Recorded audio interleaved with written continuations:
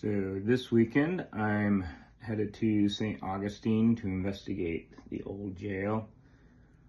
So it's not like a full investigation. It's like a kind of a group thing they do from midnight to 2:30 a.m. But it should be pretty interesting. It's been on a couple ghost hunting shows. I'm not optimistic that I'll experience anything in 2.5 hours, but I guess you never know. What I am excited about is mid-November. I have a friend that owns a cabin in South Carolina that's haunted. So we're gonna go out there and investigate. And this is gonna be a 3-day investigation. So it's gonna be the first one I've really done where we're gonna get to spend some time, spend the night. I'm buying all the equipment right now, which I'm discovering is really freaking expensive to get the right equipment that can record in very low lights. But go big or go home, right? So we got to do it right. So I'm assembling a crew, get some volunteers that are going to help me film. I'm going to talk to the owners. They have some really compelling evidence, so I'll share that with everybody. Also going to talk to their dad, who used to live there. So he's an old-timer Marine vet, so I'm excited to talk to him. And he's obviously excited to know that another Marine veteran is going to be investigating. So I see him as a credible source, so it'd be interesting to see what he's experienced. So last weekend, I was in San Diego at a mastermind I'm part of, and I started telling everybody I'm going to be exploring consciousness and the paranormal. And I was really shocked by the reception to that, because apparently it's, I don't know, one of the most fascinating topics that everybody's interested in. So I got into a lot of deep conversations with other business owners about their interest in consciousness and the paranormal.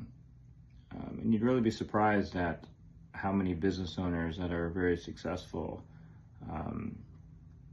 really have a unique view on consciousness and spiritualism and things that motivate them to build their business, where it's, at least the people I'm around aren't completely motivated by greed and self-interest. Had a couple interesting experiences too. While I was at dinner one of the nights, on a fairly large table, a carafe of water tipped over right in front of me and spilt towards me. And there was a few people around that witnessed it, and everybody couldn't really understand how it tipped over, and no one touched it. I'm sure there's probably a logical explanation. I'm not saying there isn't. But the previous event I was at, a glass, like water, kind of like, like a wine glass where it has like a stem and a glass bottom, that shattered in front of me and someone else I was sitting with. And a bunch of people witnessed that. Couldn't really explain it, but I'm not saying it can't be explained.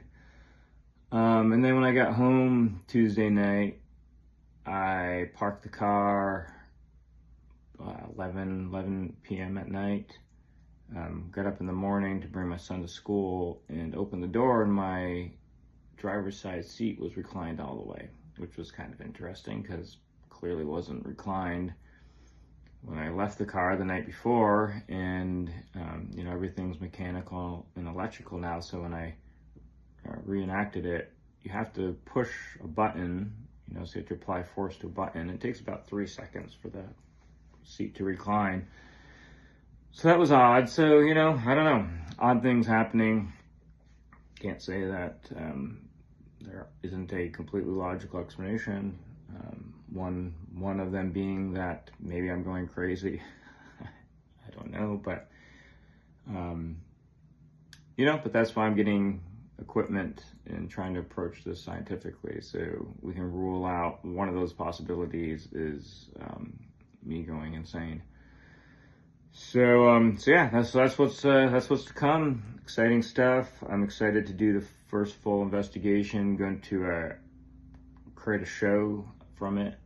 There's a lot of stiff competition out there. I've been watching other YouTube influencers that have built an audience around paranormal investigations. Which is pretty cool. What I've observed is that I think they're trying to replicate, what they see on TV, on Sci-Fi Channel and Discovery, which there's nothing wrong with that, but I think it's more kind of like they're trying to create their own entertainment. A lot of them are young. They're not really approaching it scientifically. Doesn't feel like to me. But it is, pretty cool to see. But yeah, that's what I'm up to.